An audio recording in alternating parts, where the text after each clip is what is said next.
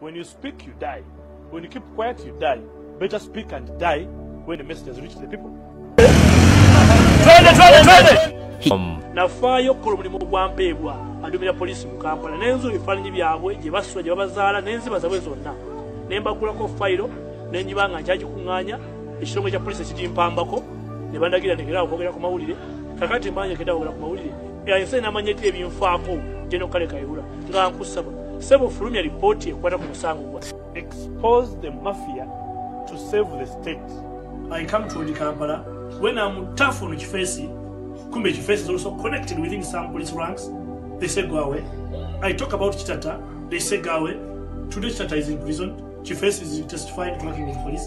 Now, police comes up to soil my name during a period when Chifesi is testifying, when Chitata is arrested, such that my reputation directly and equally resembles that of Chitata. Hey. Is it okay? It's good. I think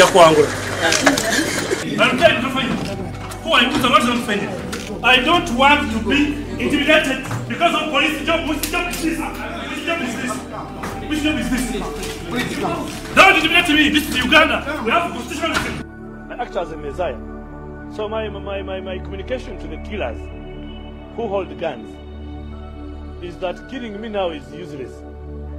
Because as a messiah, I have fulfilled my objective of communicating to society.